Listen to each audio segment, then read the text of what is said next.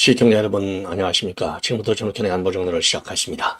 자, 이 본론으로 들어가기 전에요.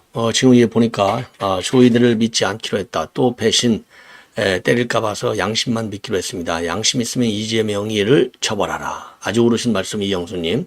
그 다음에 윤석열을 사랑한다는 님은 홍준표는 한독수와 단일화하지 않는데요 라고 돼 있는데요. 단일화하기로 어제 입장을 바꿨습니다. 예, 왜냐하면 항상 우리가 팩트를 정확하게 알고 있어야 되기 때문에요. 그동안에는 그러니까 이제 김문수만 단일화에 찬성하는 걸로 되어 있고요. 그리고 이제 한동훈이는 끝까지 반대하고 있고, 그리고 이제 홍준표도 반대하는 입장을 가졌었지만은요, 어제 오후에 입장을 바꿨어요. 그래서 공식적으로 홍준표가 SNS에 글을 올려서 단일화를 찬성한다. 이런 입장을 지금 어제 보였습니다. 자, 그래서 어제 말이죠. 이 홍준표 뭐라고 했냐면은요. 권한대행을 사퇴하고 출마하신다면 제가 후보가 되더라도 반 이재명 빅텐트 단일화 협상의 길은 열어놓겠다. 중범죄자가 우리나라를 통치하는 그런 불상사를 막는 길이 그것이라면 무엇이라도 하겠다. 그것이 혼면이 정부에서 제가 해야 하는 내 나라를 위한 마지막 소명이라면 흔쾌히 받아들이겠다. 이렇게 SNS에 글을 올렸습니다. 자, 그래서 제 방송을 보시는 여러분들께서도요, 뭐 김문수 지지자, 홍준표 지지자 뭐 다 있겠죠. 자, 그래서 팩트는 거기 알자 입장을 바꿨다는 말씀을 드립니다. 예. 자, 그리고요, 지금 이제 방금 또 나오는 소식에, 지금 뉴스에 의하면 홍준표 후보가 11시에 기자회견을 가질 예정으로 있습니다. 이 기자회견을 통해서 말이죠, 사회통합 분야에 관련된 정견을 발표할 예정으로 있습니다. 자, 이게 이제 홍준표 후보 관련 동향이고요. 그다음에는 이제 이 한덕수 권한대행이 오늘 제 국회에서 추경 예산과 관련된 시정 연설을 합니다. 자, 그래서 권한대행이 시정 연설하는 것은 뭐 사실상 이제 처음 있는 일이죠. 자, 그래서 오늘 시정 연설과 관련해서 민주당에서는 초비상사태에 들어갔습니다. 그 이유는 사실상 오늘의 이 시정 연설이 출마 선언이나 마찬가지가 아니겠느냐. 이런 지금 생각을 가지고 지금 한덕수 권한대행 때리기에 열을 올리고 있는 게 지금 민주당의 현 실정이다. 그러니까요, 민주당의 지금 이제 공격 포인트는요, 하나는 이 한덕수 권한대행을 대대적으로 때리는 것이고, 다른 하나는 조이대 대법원장을 대대적으로 때리는 것입니다. 그래서 둘 다 지금 이제 이 한덕수 권한대행 그리고 조이대 대법원장 포함해서 뭐 거기에 이제 심우정도 들어가요. 거기에 이제 포함을 해서 탄핵을 하겠다. 탄핵 허락 그러죠. 탄핵하면 땡큐죠. 뭐 그러니까 탄핵하면 그야말로 이재명이 무덤은 하나 더 생긴다. 이게 저의 판단입니다. 자, 그래서 이 두 지점을 지금 민주당에서 대대적으로 때리고 있고요. 그럼에도 불구하고 이 한덕수 권한대행과 관련해서 말씀을 드린다면 이제 29일서부터 5월 3일 사이에 출마할 것이다. 29일설, 5월 3일설, 뭐 설들이 많아요. 자, 근데 이제 오늘 나오는 설은 4월 29일에서부터 5월 3일까지. 그 이유는요. 4월 29일 날이 국무회의가 있는 날입니다. 그리고 이제 5월 3일은 그 경선 발표가 되는 날이에요. 자, 그래서 이제 경선 발표가 되면 이제 다시 이제 최종적으로 단일화 경선을 또 해야 될 거 아니겠어요. 그래서 이제 5월 3일 설이 나오는 것이고, 그리고 이제 4월 29일 설은 이제 5월 3일을 기준으로 할 때 보면은 사실상 마지막 국무회의가 될 수 있다는 거죠. 마지막 국무회의가 되기 때문에 국무위원들 간담회를 갖고 바로 사의를 표명하고 그리고 출마한다. 그래서 이제 빠른 시점으로 본다면 4월 29일 날 사퇴를 할 수 있다. 그리고 출마를 할 수 있다. 이런 지금 언론의 추정 보도가 나오고 있습니다. 그럼에도 불구하고 지금 이 한덕수 권한대행은요, 침묵을 지키고 있는 상황이 되겠습니다. 자, 그리고 이제 대법원에서는요, 지금 매우 이례적인 상황이 벌어지고 있는데, 자, 4월 22일 날, 그날 이제 전원 합의체로 넘어간다. 해놓고서 22일 날 바로, 그러니까 그날 하루에 3번의 중대 발표가 있었어요. 하나는 대법원 제2부에서 다룬다. 그랬다가 오후, 지금 그게 이제 10시 발표, 그리고 12시 발표에는 전원 합의체로 넘긴다. 그리고 오후 2시에는 제1차 기일을 연다. 이렇게 돼 있거든요. 근데 그 1차 기일 이어서 바로 이틀 만에 다시 오늘 제2차 기일이 열립니다. 이거는 사상 처음 있는 일이랍니다. 사상 처음 있는 일. 뭐 사상 처음 있는 일이라고 얘기하는 것은, 있는 것은 이제, 지금 이번 지난번에 이제 박근혜 전 대통령의 탄핵과도 또 이거는 다른 측면이잖아요. 자, 그러다 보니까 이렇게 연속해서 사상 최대의 속도전을 벌이고 있어요. 자, 그러다 보니까 지금 이제 이 조이대가 가지고 있는 그림, 그 시나리오는 과연 어떤 시나리오냐? 4개 중에 하나가 되는 것이죠. 자, 그래서 이거를요, 지금 동아일보가 도표로 아주 자세하게 설명을 잘 해놨어요. 그동안에 뭐 저를 비롯해서 정치권에서 많이 놔두는 얘기를 그림으로 이쁘게 딱 그려놨는데, 우선 제일 큰 거는 유죄냐, 무죄냐. 예, 유죄냐, 무죄냐. 이게 큰 변수고요. 다음에 하나는, 대통령 선거가 6월 3일인데, 6월 3일 전이냐, 후냐. 요게 이제 큰 변수가 되는 겁니다. 이게 대한민국의 운명을 결정하는 거예요. 그래서, 우리 이제 애국 세력들은 무조건적으로 빠르게 하라. 그래서 6월 3일 이전에 반드시 해라. 이게 이제 요구사항이 되는 것이고요. 민주당에서는 지금 난리가 났습니다. 박범계, 전현희, 뭐, 김민석, 박찬대 일제히 지금 대법원을 때리고 있어요. 자, 그래서 요 대법원을 때리면서 너도 탄핵하겠어?까지 나오고 있거든요. 이걸 보면, 아니, 죄를 안 지었으면, 뭐, 이거 상식이잖아요. 죄를 안 지었다. 그리고 죄를 안 지었기 때문에 무죄가 확실하다. 그리고 2심이 죄를 안 지었기 때문에 확실하다. 그러면은 땡큐 해야죠. 땡큐. 왜? 대법원이 사실상 이 재판을 안 해버리면 사법 리스크가 살아있잖아요. 근데 재판을 해버리면 저희들 논리라고 친다면, 무죄를 확인해주는 방맹이를 3번 두들기니까 이게 얼마나 고마운 거예요. 그런데 왜 탄핵하겠다고 저 난리를 치냐 이겁니다. 예? 그러니까 이재명이만 점잖게 있을 뿐이고, 점잖은 척 하는 거죠. 그리고 그 위에 지금 권한대행하는 게 어떤 인간이에요? 박찬대잖아요. 그 다음에 이제 최고위원 중에서 제일 선임이 누구예요? 김민석이잖아요. 그 다음에 또 누굽니까? 이제 그 범죄 대응, 그러니까 검찰 독재 대응위원회 위원장이 누구예요? 전현희잖아요. 그리고 그 다음에 박범계는 전직 장관인과 동시에 요거 간사로 돼 있잖아요. 요런 인간들이 지금 일제히 탄핵을 하겠다라고 나오고 있어요. 이걸 보면 아이고 제가 죄 지은 거 맞거든요. 그러니까 제발 선거 끝날 때까지는 하지 말아주세요. 이 얘기나 마찬가지 아니에요. 그러면 그 얘기를 뒤집으면 뭐냐? 이재명이가 죄 지은 건 맞아요. 이렇게 딱 돼 있지 않습니까? 그리고 2심에서도 사실 죄 지은 건 인정한 거나 마찬가지라고 봐요. 근데 판결은 죄 지은 거라고 추정을 해놓고서 결론은 무죄다. 때려서 저는 문제라고 봅니다. 왜 죄 지은 게 맞다라고 보느냐? 과장해서 얘기했다고 돼 있어야지. 과장. 그러니까 예를 들어 백현동 사건 압박을 받았다. 예? 국토부로부터 좀 징계하겠다는 압박을 받았다. 이렇게 얘기한 거 이것이 과장이라는 거죠.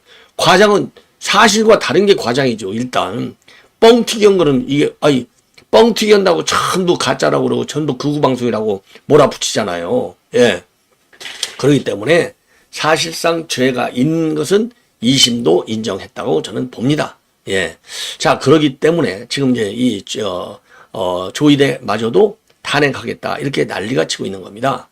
예, 그리고 지금 이제 조선일보에서 단독으로 보도하고 있는 내용을 보면은, 이런 인간이 말이죠. 이런 문재인 같은 이런 인간이 대한민국 대통령인지 아니면 김정은이 정말 하수꾼이었는지 알아볼 수가 없어요. 여러분들 잘 아시죠? GP 폐쇄할 때도 얼마나 난리가 났습니까? GP 파괴할 때, GP 철수시킬 때 말이죠. 우리가 11개, 북한이 10개. 예, 북한이 우리보다 훨씬 더 많은데 동수로, 지금 이거를 철수시킨 것서부터 시작해서 어마어마하게 비판이 많았어요. 이거는 갖다가 이 안보를 포기하는 것이다. 예. 왜냐하면 기본적으로요, 숫자도 숫자지만은 대한민국의 국방정책의 핵심은 우리는 방어에 있습니다. 우리가 먼저 공격하는 게 있지가 않아요. 그러니까 북한의 GP는 공격용 GP고 우리의 GP는 방어용이에요. 그럼 우리 입장에서는 방어용이 얼마나 중요해요. 우리는 공격을 안 하니까. 그런데 북한은 이 GP를 철수한다 하더라도 공격용, 말하자면 남침 정책이라고 할 수 있죠. 남침 군사 전략을 포기합니까? 안 하잖아요. 그럼에도 불구하고 쇼에만 만족하는 그 다음에는 사기 당한 거죠. 이거를 해서 이제 GP를 철수를 시켰는데, 감사원에서 그동안에 감사를 해봤더니 전부 사기를 이게 김정은이를 사기시켜도 시원찮은데 대한민국 국민만 사기친 게 아니라 주한미군이나 마찬가지 유엔사 사령관이 주한 미군 사령관이 유엔사 사령관을 겸직하고 있잖아요. 유엔사까지 사기를 쳤어요. 예? 완전하게 북한이 지피를 철수했다. 전부 파괴했다. 이렇게 사기를 친 겁니다. 야, 이게 감사원에서 감사한 결과가 나왔어요. 이게 누가 사기쳤느냐?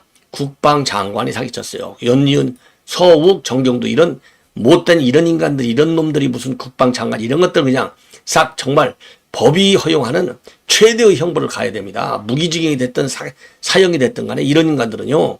아니 대한민국 5천만 국민을 김정은한테 제물로 바친 거나 마찬가지잖아요. 그러면 5천만 국민의 생명이 중요합니까? 정경도나 서욱 같은 이런 이런 사기꾼들, 안보를 포기한 인간의 생명이 중요합니까?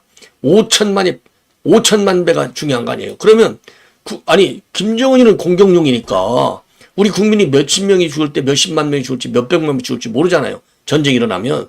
그러면 이 정경도나 그 누구죠? 서욱 같은 이런 인간들 만약에 법이 사형을 선고할 수 있다. 그러면 이런 인간들은 사형까지 시켜야 됩니다. 이런 인간들은. 이거 뭐 여적죄를 벗어나서 이거는 뭐 상상을 초월한 거잖아요. 문재인 요 인간도 빨리 이거는 딱 그 포토라인에 세워야죠. 이런 거를 안 하고 있었으니 윤석열 정부가. 예? 아, 정말 미치고 환장을 노릇이죠. 예. 자, 그래서 이거를 말이죠. 아주 자세하게 조선일보가 보도를 했어요. 그래서 사기를 쳤습니다. 조사를 나간, 지피를 진짜 철수했는지 안 철수했는지 조사를 나간 조사단원들한테 거짓말하지 이 내용을 거짓말로 보고서에 쓰는 거예요. 철수를 진짜 했다고. 그리고서 이런 발설을 하지 않도록 보안 각서까지 진고받아요. 그 보고서를 싹 뜯어 고쳐 지들이 이제 철수한 걸로 100% 철수를 안 했는데도 불구하고 그리고 그거를 유엔 사령관한테까지 그대로 보고하는 거예요. 요 못된 작업을 문재인 정부가 한 겁니다. 자, 그러니까 문재인 정부 요 인간들이 요것들 싹 다 그냥 전부 법정 최고형을 선고하는데 선거에 서해피살 사건에서부터 시작해갖고 요 판사 이런 이 정말 좌파 판사 무슨 야 이거 정말 대한민국 위기라니까요. 자, 문재인에 이어서 이재명의 범인이 대통령이 된다? 나라 끝나는 것이죠. 나라 끝나는 겁니다. 예. 자, 이 정도를 가지고 여러분께 이제 하나씩 설명을 좀 드리겠습니다. 자, 홍준표, 어마어마한 지금, 작업을 했네요. 조용조용하게 그동안에. 그래서 홍준표 캠프에서는요, 지금 선대위, 777명의 인재를 포함한 선대위를 발족을 했습니다. 예, 777명 인재군을 이제 발표한 거죠.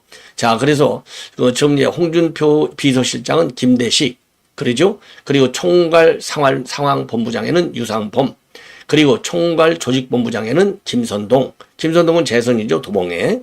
자, 이렇게 되어 있어요. 자, 그리고 이제 공동선대위원장에는 영남충진인 김기현, 주호영, 그리고 나경원도 나경원도 영입할 예정이다. 그래서 지금 이제 홍준표가 직접 전화한다. 이렇게까지 나와 있습니다. 그래서 목표는 4강전에서 51% 지지표를 얻어서 곧바로 본선을 오르겠다는 의지를 담고 있는 50일 캠프로 명명하고 777명의 인재를 모셨다라고 밝히고 있습니다. 자, 그래서 현재까지는요, 현역이 48명, 그리고 원외 당협위원장이 54명. 예.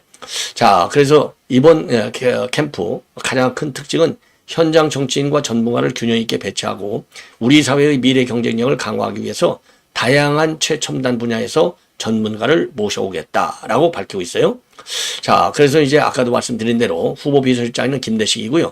정무총괄위원장에는 구자근 의원, 여성총괄본부장에는 이인선, 국방안보총괄본부장에는 강대식 의원, 그리고 보건복지총괄위원장은 백종헌, 그리고 노동총괄위원장에는 김의상 의원이 각각 현역 의원으로 이름을 올렸습니다.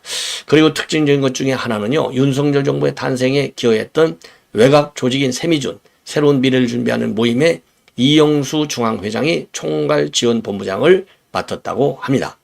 자, 그래서 세미준은요, 2차 예비 경선에서 반영되는 50% 다운투표에 크게 기여할 것으로 캠프는 지금 기대를 하고 있다.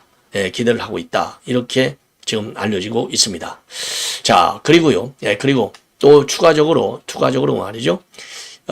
지금 국민통합위원장에는 정운천 전 농수산부 장관, 그리고 실버 사회비전위원장에는 박대동 전 의원, 약자동행본부장에는 강효상, 그리고 저출생하는 홍인정, 예.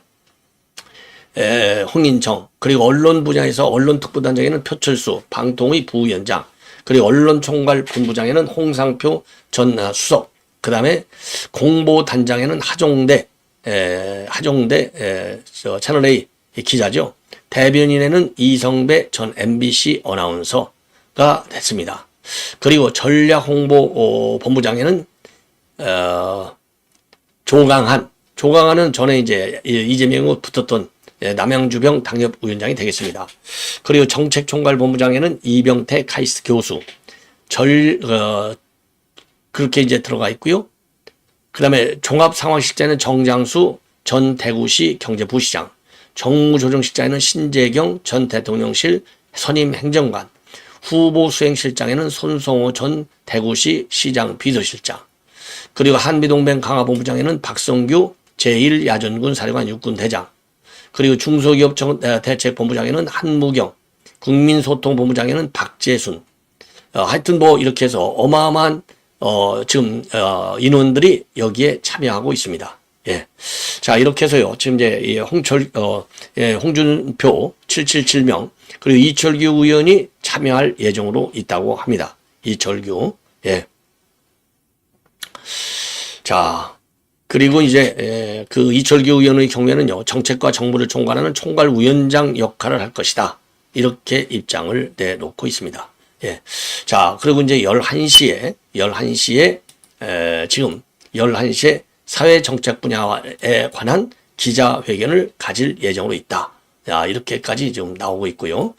자, 그리고 이제 이 한덕수 권한대행이 이제 오늘 여러분들께 이미 말씀을 드린 대로요, 46년 만에 권한대행의 시정연설이 있게 됩니다. 이번 시정연설은 이제 추경예산과 관련된 시정연설이고요. 그리고 권한대행 총리가 시정연설하는 것은 79년도 최규화 대행 이후 46년 만에 있는 일이고요. 대통령 권한대행 체제에서 정부가 국회에 예산안을 제출한 경우가 거의 없었다고 합니다. 그리고 정부 추경 예산안은 12조 2천억 원을 늘리는 내용으로 되어 있어요. 자, 그래서 산불 피해 복구 예산, 그리고 통상 전쟁 피해 기업 지원 예산, 그 다음에 AI 산업 육성 예산, 그 다음에 소상공인, 자영업자 및 취약계층 지원 예산으로 구성이 됐다고 합니다. 자, 그래서 한대행은요, 국회의 의견을 최대한 수렴해서 이견이 없는 과제 중심으로 추경안을 마련한 것이다. 시급한 정책의 골든타임을 놓치지 않기 위해서 일체의 정치적 고려 없이 대승적으로 논의해 신속하게 처리해달라. 이렇게 입장을 밝힐 예정으로 있습니다. 자, 그리고요, 그리고 지금 민주당에서는요, 이거는 대선을 출마하는 거나 마찬가지다라고 해서 지금 난리가 났어요. 난리가 났다. 참 이게, 아니, 시정연설을 하는데 이게 대선하고 무슨 관계가 있어요. 그러니까 이제 완전히 피해의식에 젖어 있는 겁니다. 자, 그래서 지금 어떻든 간에, 그러나 그 전반적인 지금 흐름을 보면 일단 초입기에 들어간 것은 맞다. 이렇게 판단이 됩니다. 자, 그래서 민주당에서 지금 난리가 났어요. 박찬대, 한덕수가 내란 방주자임에도 권한대행이라는 존재 이유를 반각하고 차기 대선의 입맛을 다시고 있다. 그러면서요, 똘똘 뭉친 내란 패밀리의 국정농단을 더 이상 좌시하지 않겠고 조속히 내란 특검법을 재발의하겠다. 예. 자, 이렇게 해서 그렇게 해서 이제 한덕수 대행도 수사 대상이 될 수 있도록 하겠다라는 입장을 밝혔고요. 그리고 진성준 의원과는 탄핵을 즉각 추진하겠다. 이런 또 압박을 가하고 있습니다. 예. 자, 이게 참 정당이라, 이게 야당이라고 하니까 기가 막힌 것이죠. 그리고 이제 이 당 정책위, 산하 이 보고서에서도 한덕수 총리, 지금 비판에 열을 올리고 있고, 이 비판에 열을 올리는 인간들은 잘 아시다시피 전현희, 그 다음에 황정화 민당 대변인, 그 다음에 박범계, 그 다음에 정청래, 일제히 빅 스피커들이 전부 다 지금 나서서 때리고 있다. 이렇게 보여집니다.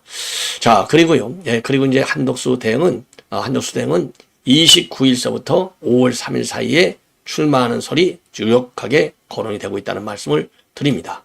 자, 그리고요. 그리고 이제 단일화 문제에 관해서는 이미 모두에 말씀드린 대로 지금 이제 김문수 후보가 맨 먼저 치고 나왔고요.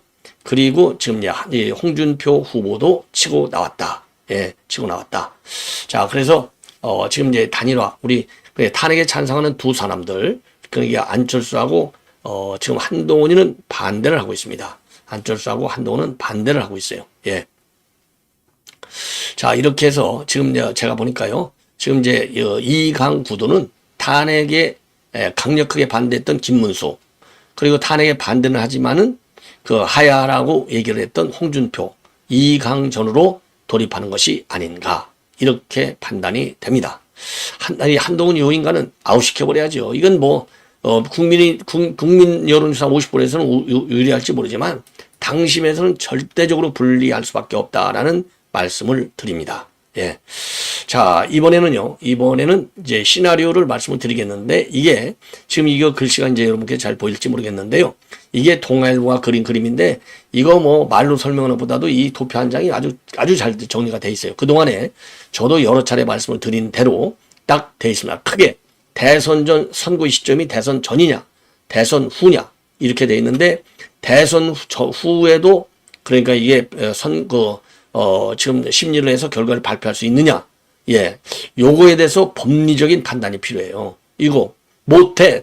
대선 재판 결과, 재판이 진행될 수 없어. 이거 하는 경우에는 안 되는 것이죠. 그럼 거기에 대해서 대선 이후에 선거할 수 있다 없다라고 판단도 조의대 몫으로 되어 있습니다. 그러니까 대한민국 정치는 완전히 사법화되어 있다. 이렇게 보시면 되는 거가 되겠고요. 자, 그래서 대선 전에 선거를 못할 경우에는요, 예, 지금 이제 이 조의대가 또 다른 압박을 받게 되는 거가 되겠죠. 예, 그리고 대선 전에 선거할 경우는 지금 3가지 시나리오가 있는데, 하나는 무죄를 확정할 경우, 이거는 이제 공소를 기각하는 거죠. 그러면 사법 리스크는 해소가 된다. 그리고 이제 그 다음에 파기할 경우에는 이제 파기환송과 파기자판 2가지가 있는데, 파기환송할 경우에는 고법으로 다시 넘어가기 때문에 이거는 계속해서 최종적인 재판 결과가 늦어지는, 재판이 지연되는 효과를 가져오는 것이죠. 그런데 문제는 뭐냐? 파기했다라고 하는 것은 무죄가 잘못됐다 이런 거기 때문에 유죄가 확실하다는 얘기나 마찬가지잖아요. 왜? 대법원에서 파기 판송하면은 뭐 유죄로 당연히 서울고법에서 판결을 바꿔갖고 올라오는 거죠. 자, 그런 상태에서 대선이 이루어진다? 이거 굉장히 불안한 대선밖에 될 수 없고, 이 경우에도 이재명이는 상당한 위기에 처할 것이다. 이게 이제 전반적인 흐름입니다. 자, 그렇기 때문에 그런 우려를, 그런 혼란을 막기 위해서 파기 자판하라. 예, 대법원이 형량까지 다 내놔라 이겁니다. 파기 자판. 근데 파기 자판의 경우에는 지난 10년간 딱 한 건밖에 없었다는 거예요. 그래서 파기 받거는 딱 한 건, 1,400여 건 중에서 공직선거법 한 건밖에 없었는데 그것도 공소 기각을 내렸다는 거죠. 그래서 사실상 이거는 굉장히 어려운 선택이 될 수밖에 없다. 예, 이렇게 되어 있습니다. 자, 그래서 말이죠. 지금 이제 4월 24일 날 오늘 2번째 합의 기일이 올리는데, 지금 어제 밤에 TV조선의 보도 내용을 보면 오늘 선고할 수도 있다. 오늘 선고 기일을 결정할 수도 있다. 이런 보도까지 나와요. 자, 그러면 이제 참고적으로 제일 빠르게 했던 것이 말이죠. 박근혜 전 대통령 때는 준비기일을 한 번만 열고서 바로 한 달 후에 결론을 내렸어요. 한 달 후에 결론. 그러니까 이제 오늘 선고일자를 지정한다라는 그 보도가 만약에 맞다면 뭐 한 달 후니까 대선 전에 선고가 나오는 것이죠. 대선 전에 선고가 나온다. 예, 대선 전에 선고가 나온다. 요게 이제 그 결론이 되겠습니다. 자, 그리고요, 지금 이제 마지막으로 지금 이 GP 불능화 문제는요, 아무래도 이거 내용이 상당히 길어요. 자초지정을. 자, 그래서 요거는 제가 별도로 여러분께 보도해 드리도록 하겠습니다. 자, 시청자 여러분들께서 제 방송 많이 시청하셔서 이번 대선에서 사법 리스크 가지고 있는 범죄자, 12개의 범죄자나 마찬가지잖아요. 전과 사범에 12개의 범죄 혐의가 있으니까, 자, 이런 범죄자가 맞는지 깔끔한, 그리고 이미 정책 능력도 검증된 우리 이제 김문수 또는 홍준표가 나은지는 우리 국민 여러분들께서 확실하게 이미 판단하고 계시지 않을까라고 생각이 듭니다. 자, 시청자 여러분, 이렇게 해서 본 방송을 마치겠습니다. 대단히 고맙습니다.